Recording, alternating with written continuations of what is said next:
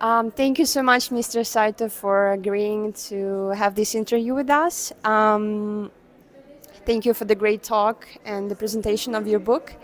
First of all, I would like to ask you to give a bit of a context and to ask this question.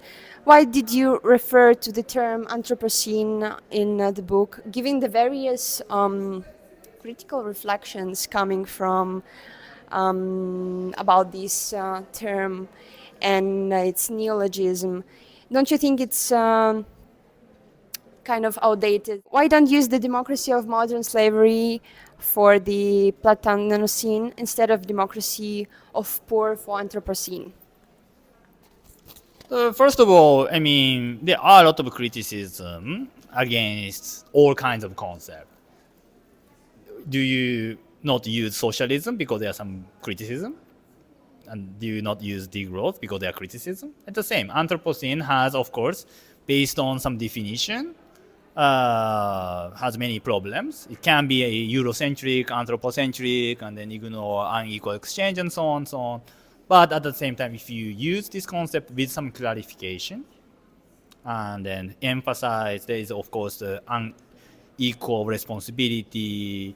It's not everyone who is making this mess with the planet and so on. I think this concept, Anthropocene, is very helpful to point out how our economic activities are really fundamentally transforming our planetary system, and it's humans that are creating today's ecological crisis. So I thought that this is a very useful scientific concept, and I understand there are many different kind of alternatives like capitalocene, Plantationocene, and so on and so on. But they actually create more ideological divide instead of unifying the various scientific findings. So I just stick to this Anthropocene concept, and yeah. But based on that clarification, I totally agree that your criticism and that we can come up with different ideas. But yeah. Thank you so much for this clarification. I think now it would be um, make sense to ask the next question. So nowadays there are only few indigenous nationalities still in voluntary isolation. The others are fighting for their rights, but they are losing their culture and their custom. And living in urban settlements, for example, how is it possible to throw back in what indigenous would call buen vivir if the next decades these living practices will be loose due to extractivism and exacerbation and domination of nature? And how role play the spiritual part do you think would be in this process, and in the sense of the connection to the nature? So I mean, we don't have to exclusively focus on indigenous people. Of course, we can learn a lot, but of course, our society is very different and so on. So there are often difficulties to say imitate or something, right? But at the same time, we can of course learn from the indigenous people like Iroquois Federation and how they had a different kind of man-women relationship. They had a more democratic organization, which is also sustainable. They always think about 7 generations ahead, and then they, focused more on the power of nature and making it communal properties and so on. I think these are ideas that we can always at least learn. We don't have to imitate, but also it doesn't have to be, my point is basically it doesn't have to be indigenous people. We can look at today's Asian society or Latin American society. The famous old one is, of course, Buen Vivir. And these kind of ideas of focusing more on well-being and happiness and ecology is something that capitalist society often marginalized and even destroyed. And that created various kinds of oppression within society in the global north too. So we can, like male people, like men, is often profiting more from this capitalist relationship. And it created various kinds of oppression of women, for example. And then men can actually learn from importance of reproductive labor from women without essentializing this care as women's activity. No, we don't. We shouldn't do that. But at the same time, we can still learn from existing non-profit oriented activities. So I think my point is simply that we should try to always learn from non-capitalist perspectives, more obvious in indigenous society in the global south, but we can always find the practice of care, practice of sharing, practice of mutual aid, even in our society. And that's some kind of like everyday communism. That's why I think we can always learn and then try to build a new struggle and then expand the sphere of commons that will be the basis of expanded version of everyday communism. Thank you so much. And now coming back to the presentation and your breakdown to the different stages of Marxian theory, the early, the mature one, the late one, and its definition of freedom. The ecological freedom pass through, recognize the power of nature, but nowadays there isn't any binding international law, no, related to the rights of nature. Do you think this could be a step to moving towards the ecological freedom of Marx?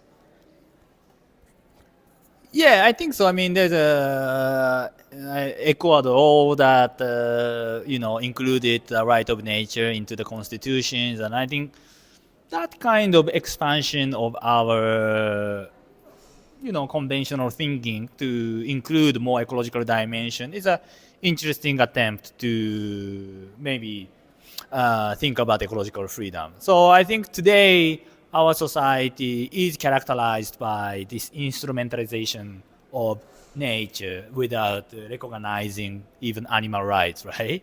So I think it's really important to explicitly acknowledge that our human beings, existence of human being is based on various kinds of ecological services, and only with the coexistence with nature, human society can flourish and so on. So this is something, I mean, in some sense common sense, but at the same time in capitalism it's totally negated.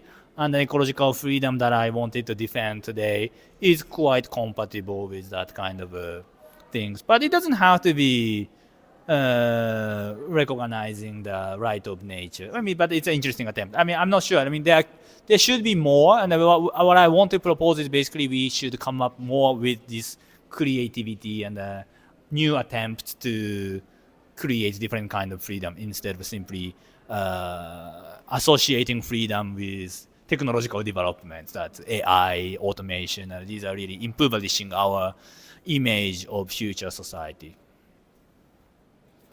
Thank you so much. And if you don't mind, I would last just one question. From the point of view of techno-capitalism, climate crisis, military escalation across the globe, and the association of markets, particularly on the European market, how will change the accumulation of capital by dispossession in the coming years from your perspective? What is your vision for moving beyond that crisis, and what is the multitude that needs to be involved? What kind of steps maybe are surely needed for the equity and just society, in your opinion? I think we are in a very difficult situation because despite the deepening of ecological crisis, we started the war, and we are more concerned about inflation. So how we can actually consume more with cheap products, and we are not really paying attention, or we are not trying to stop the genocide in Gaza, And these are the really brutal facts that, I think it will even accelerate maybe in the coming years as the climate crisis worsens. Things become more scarce, there will be more natural disasters, and there might be more refugees, and that really creates some kind of reactionary attempt to exclude immigration, monopolize all the resources so that we can keep consuming in the developed countries, and so that really intensify even the divide. And so it's very easy to imagine the dark future than some kind of emergence of international solidarity to protect human life, to protect democracy, and to protect the earth and the planet, right? But I hope that in the middle of this crisis, we also will be compelled to recognize how vulnerable our existence is, and then how we actually are dependent on each other. And that was really the experience of the pandemic, right? So maybe there is still some small hope that I think we are overshooting the 1.5 degrees target, and then 2.0 target is also fading. So it's gonna be a really hard future that we will confront in the coming years. But maybe still there might be the moment that we recognize more clearly our vulnerability. So this is what I wanted to emphasize: this democracy of the poor. Since we are vulnerable, we help each other, and then maybe that might. I mean, I'm not that optimistic anymore. In the last 2 years, so many bad things happen. But at the same time, we should not give up fighting, because I think the fact that we can give up our hope is a sign of a privilege. There are people who aren't even allowed to have some hope. They're just so displayed, and I think we should keep fighting, because if without socialist struggle, the inequality will even expand in the burning planet, and then that's gonna really bring the catastrophe. So I think still there's a necessity to fight for the socialist future. Thank you so much. Thank you. Let's keep fighting in the name of the hope that we have. And thank you for your time. Thank you.